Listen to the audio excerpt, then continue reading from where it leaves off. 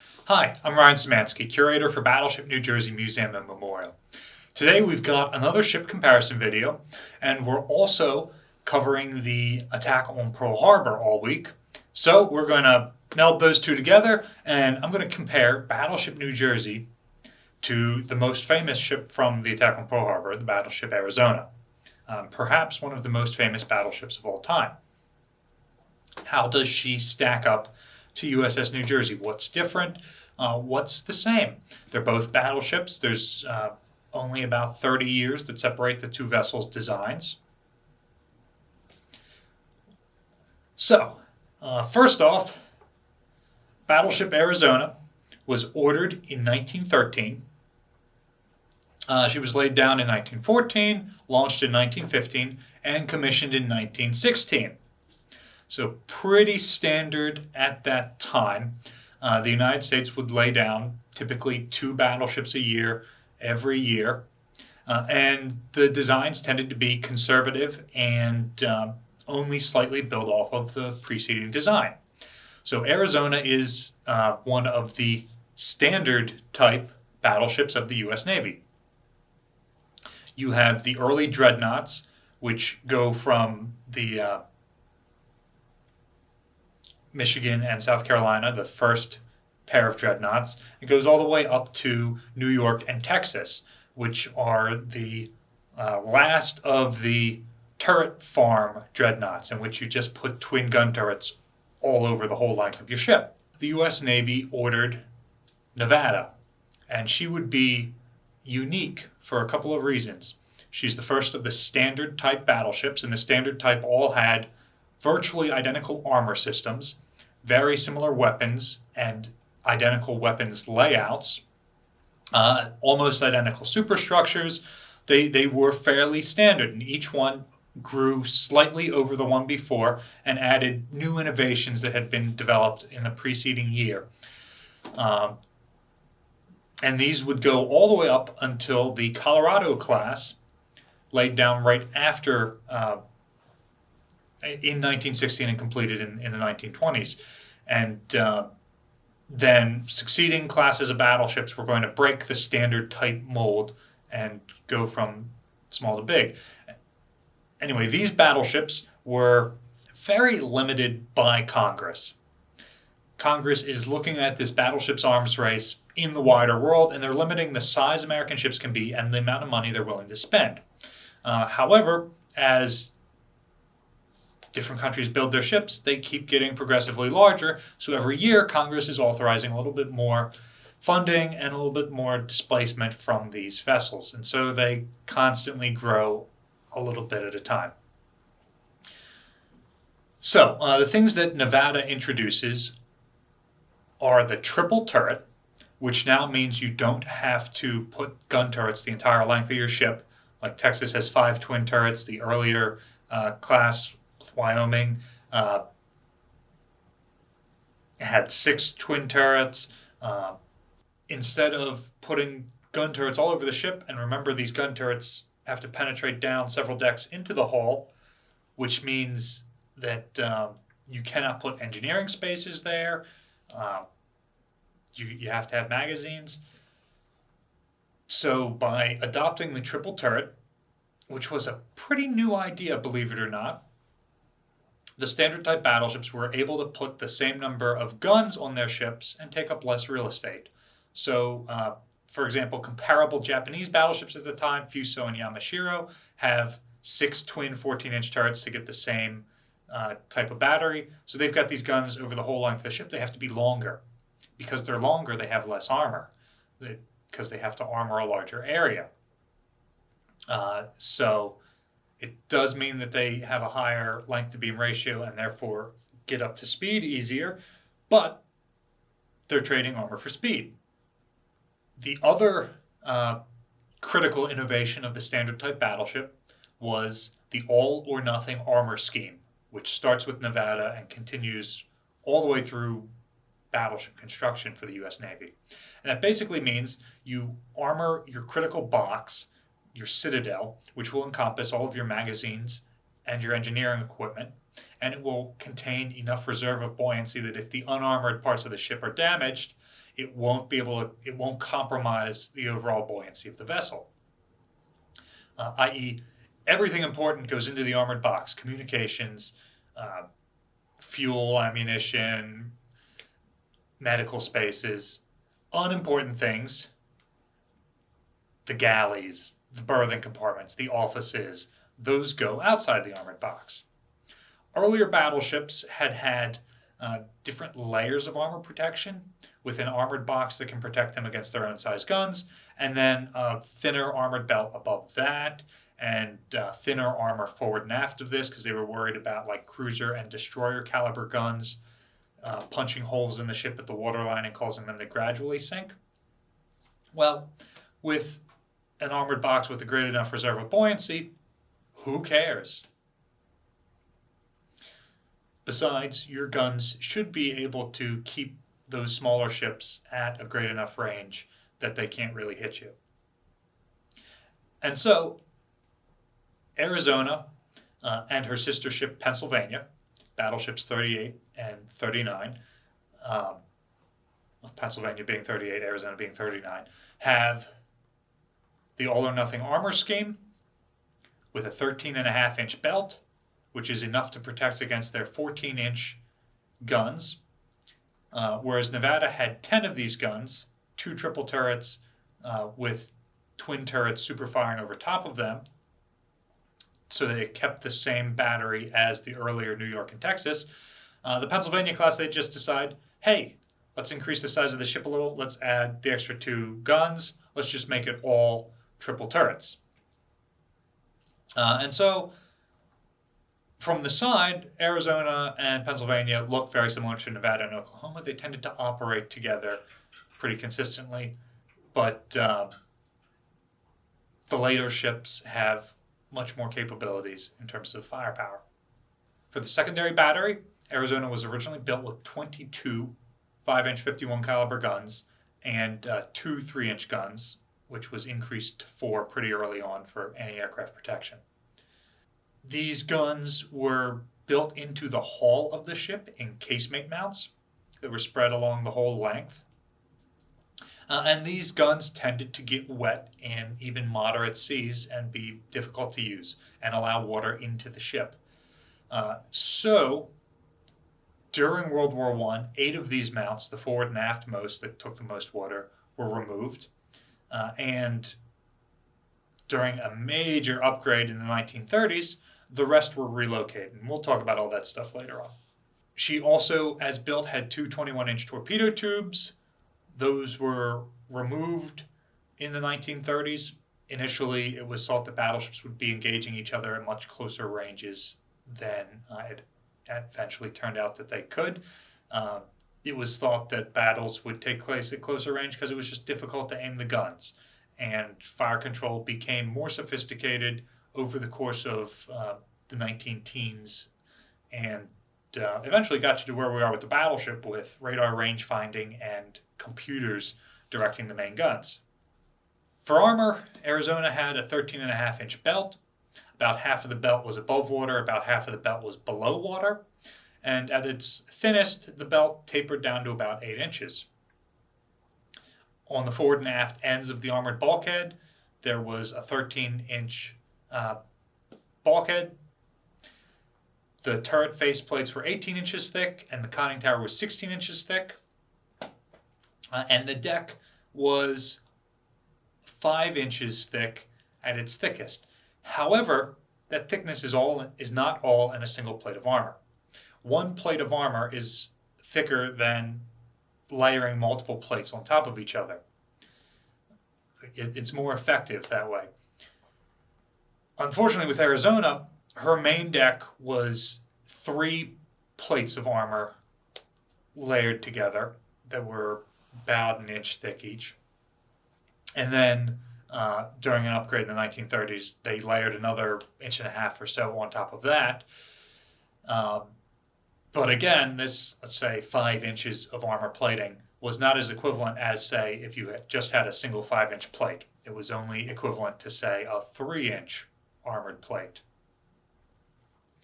Underneath of that, there was a splinter deck that was 2 inches or less thick in most areas. This was to stop anything that punched through the main armored deck. If you compare that to the battleship New Jersey, it doesn't stack up favorably. We've got an 1.5-inch bomb deck to decap shells, whereas Arizona's main deck was the armored deck. Then we've got the 6-inch armored deck, so almost twice as thick as Arizona's and more effective. And then we've got a much thinner Splinter Deck underneath that, because the Splinter Deck needs to be thin so it can be flexible and catch splinters instead of being brittle and breaking and letting those splinters into the ship. And while we're talking about armor, we should address the elephant in the room. Arizona was lost to a catastrophic magazine explosion from a Japanese bomb that penetrated the main deck. The bomb was actually a converted 16-inch shell from a Japanese battleship. The rule of thumb is if you're building a battleship with 16-inch guns, like New Jersey, you armor it against 16-inch guns because all your enemies are probably building ships that size. When Arizona was built, 14-inch guns were the largest in the world. The British were still using 13.5-inch guns. They would very rapidly go to a 15-inch gun. The Germans were still using 12-inch guns.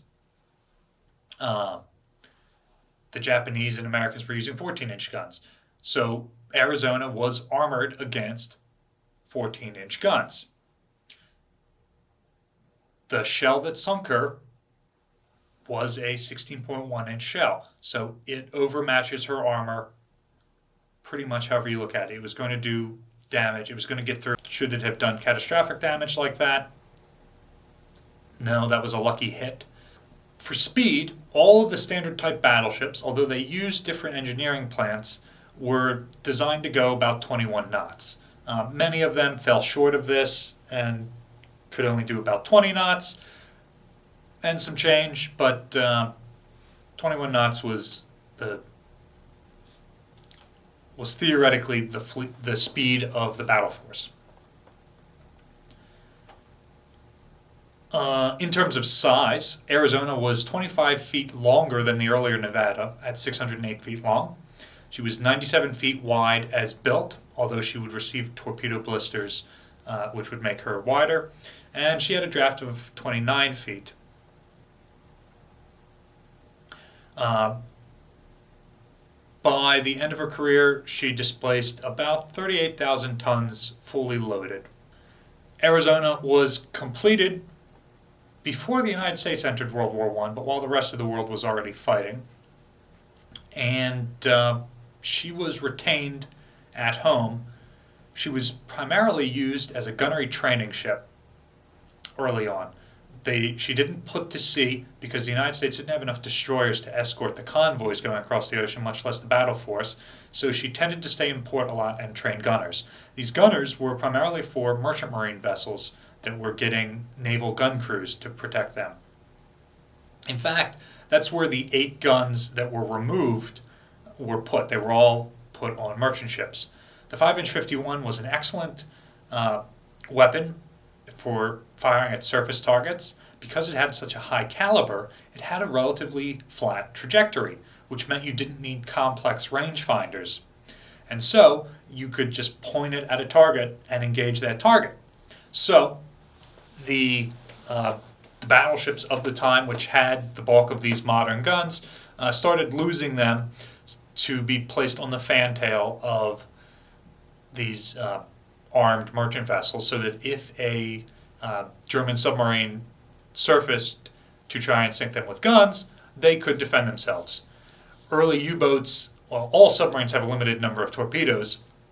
Early U-boats were relatively small and couldn't carry too many, so they really tried to surface.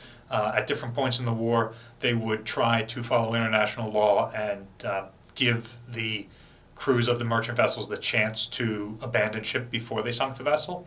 And then if they could, they would use their deck gun, which had far more ammunition to spare, rather than one of their few torpedoes. And so the different Allied powers started putting sailors on these ships, Navy sailors, to man different guns. And typically it would just be a single large caliber gun at the fantail, but some ships had more, of course. So these gunners had to be trained, these guns had to come from somewhere,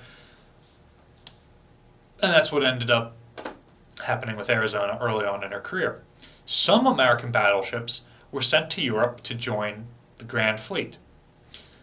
These battleships, known in the United States as the 9th Battleship Division, and known with the Royal Navy as Battle Squadron Number 5, numbered 5 ships eventually, but they were some of the earlier dreadnoughts. The United States didn't want to commit its best ships. They wanted to save them for home defense, and also because the earlier ships were coal-fired, but ships like Arizona were oil-fired.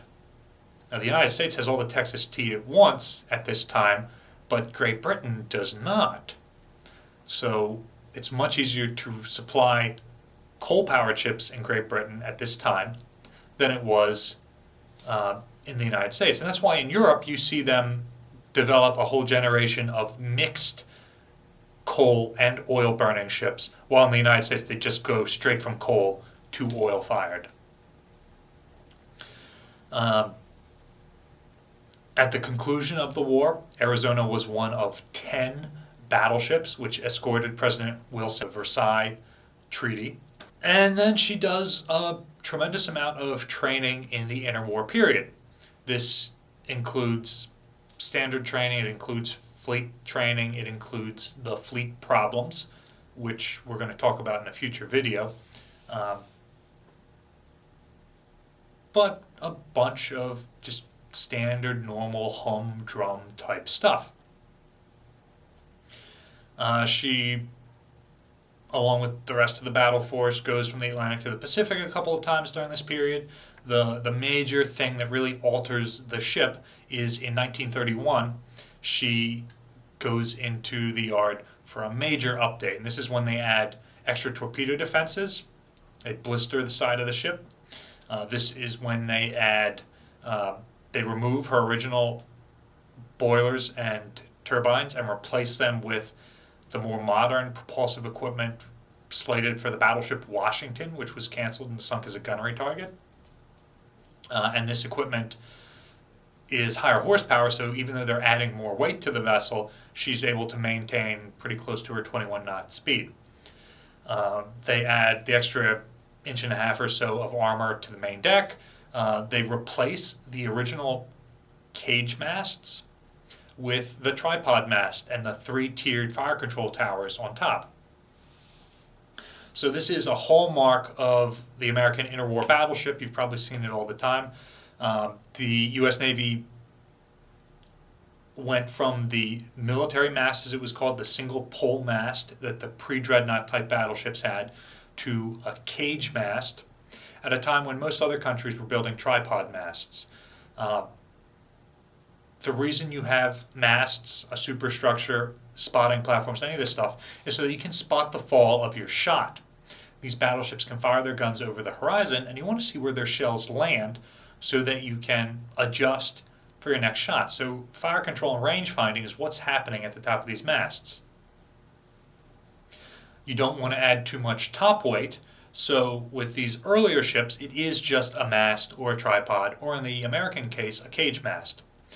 And the U.S. Navy did gunnery tests, and they didn't like tripods because if a leg of that tripod is hit by an enemy shell, the whole thing can collapse. But with a cage mast, it can have shells pass through it, and it's still going to be able to stand upright. They did a number of tests with these, and they loved it. Then later on, a couple of ships with cage masts went through storms, and the cage mast crumpled on deck because of the weather. And so in the 1930s, you see most of the cage mast vessels replaced with tripod masts. However, not all of them. The most modern cage mast vessels, Colorado and Maryland, still had their forward cage masts at the end of World War II and still had them when they were scrapped. But most of them had these replaced with either a Citadel type superstructure like the Mississippi, New Mexico, and Idaho, a actual tower type superstructure like Tennessee, California, West Virginia, or the tripods like the Nevada and Oklahoma, the Wyoming, Arizona, and Pennsylvania, and so on. So, the top of the tripod is this three-tiered tower. The lowest tier was for fire control for the 5-inch guns. As built, these battleships didn't have a fire control position for those guns. However, they received what was called the torpedo boat defense stations, which were platforms halfway up the cage mast that had searchlights on them, 4 searchlights each on the forward and aft mast. And these were where you were supposed to do the range finding for the 5-inch guns, and it was also where you would illuminate your target if torpedo boats were attacking in darkness like the Japanese had done on Port Arthur. Because the cage masts had a single tier on top in Arizona's case. When she gets the tripod, it's a 3-tiered tower, and so the lowest tower is 5-inch guns. The upper 2 tiers were for the 14-inch guns in Arizona's case, and they were for the bird baths where the anti-aircraft guns were added later on in the ship's career. Arizona also had a platform installed on her forward tower for a radar, a CXAM a CXAM air search radar. Because of a limited number of these in production, while the platform was installed, the ship never received one before she was sunk. Only the battleships California and West Virginia, to my knowledge, had them by the attack on Pearl Harbor with the Pacific Fleet. Some of the Atlantic Fleet battleships like Texas already had them too. Some of the heavy cruisers had also gotten them, as did most of the carriers as they were built. Arizona's only combat action was the attack on Pearl Harbor, when the ship was caught completely unawares. Roughly 10 minutes into the attack, Japanese torpedo bombers flying level over the ship at about 10,000 feet dropped armor-piercing bombs converted from naval shells. These would not have been effective against moving ships, but against ships in port, they were effective, and the Japanese used these to target the inboard moored battleships. The battleships were moored side by side on Battleship Row, with the ones on the outside easily targeted by torpedoes, which were far more effective at sinking ships, and the ones on the inside targeted by these level bombers. Arizona really had a rough time of it. The level bombers targeting Maryland and Tennessee didn't have much success. The bombs that did hit did very little damage or were duds. Nevada took a couple of hits before she was able to get underway. Arizona took multiple hits. Several hit the stern of the ship. One bounced off of one of the after turrets. The armor there was thick enough to defeat the bomb. Some were near misses around Arizona and Vestal, the battleship repair ship moored outboard of her.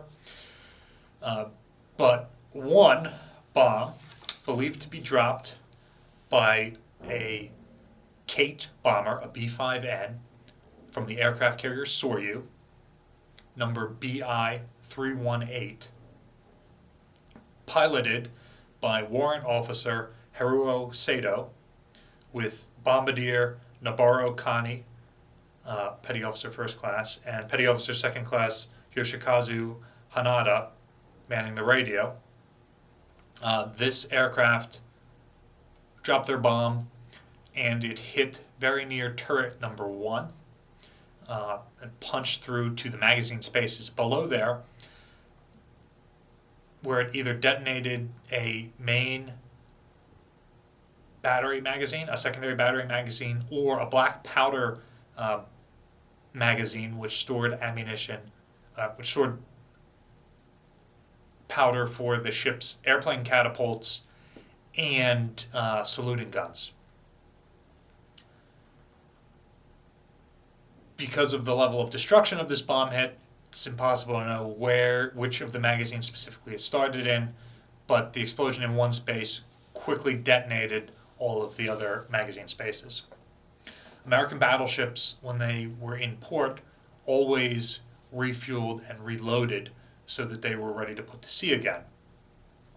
Had Arizona been in a West Coast port with a civilian population, she might not have had ammunition on board, but being forward deployed at Pearl Harbor and on a partial wartime footing, she was ready to put to sea to fight at a moment's notice.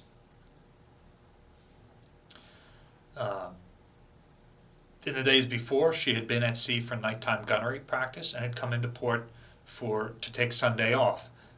Many of her crew was not on board. The ones who were on board were allowed to sleep in and were not at general quarters, of course, when the attack started. However, Arizona's gunners were able to get to their general quarters stations and start to defend the ship. They simply didn't have enough preparedness or anti-aircraft support to be able to drive off the roughly 360 Japanese aircraft that attacked.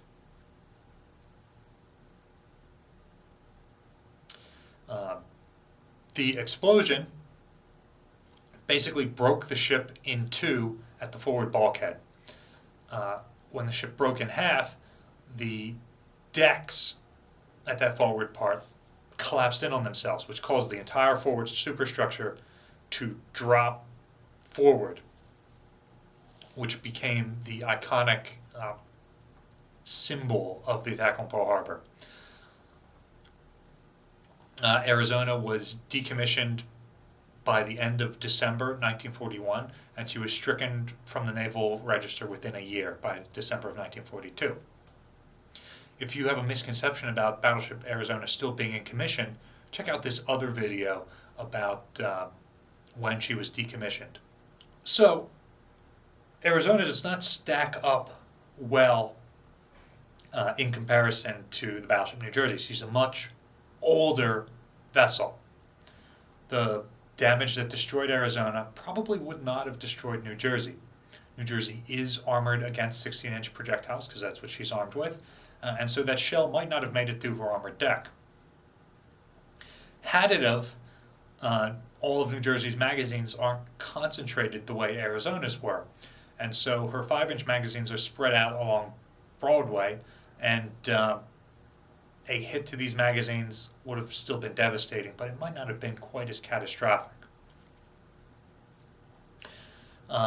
Arizona's largest shortcoming is in the speed department. At 21 knots, she can't keep up with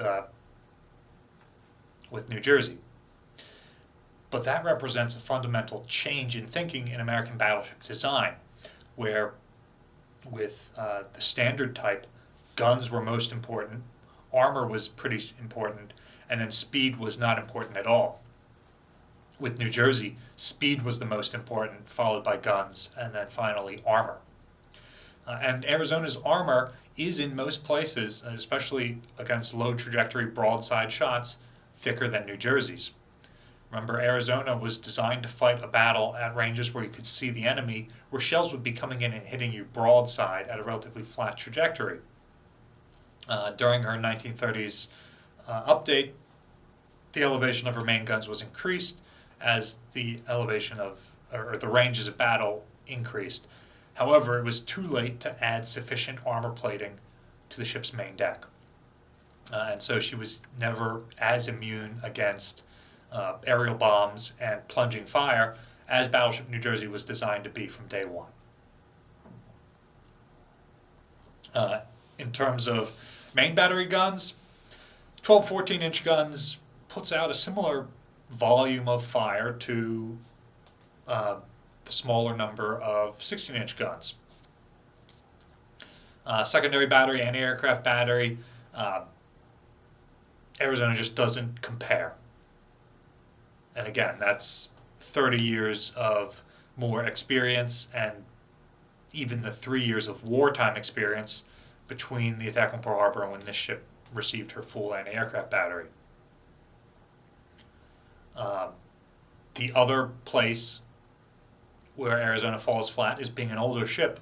She's over 250 feet shorter than New Jersey. New Jersey simply has more deck area, which means she can carry more guns. Pennsylvania, which did survive the attack on Pearl Harbor, was never modernized with the same volume of anti-aircraft fire as New Jersey could carry.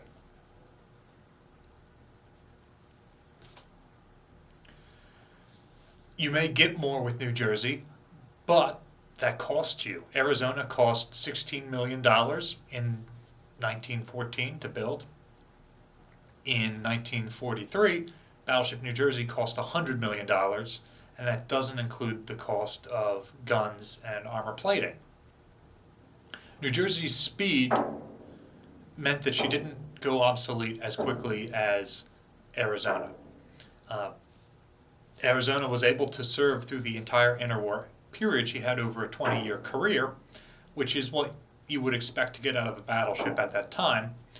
However, her sister battleships that survived the attack on Pearl Harbor were not frontline units anymore. They were too slow, and so they were used for shore bombardment primarily, while battleships like New Jersey, with their high speed, could continue to be used with the carriers, and then were still relevant 50 years later because they had the speed to respond to crises all around the world.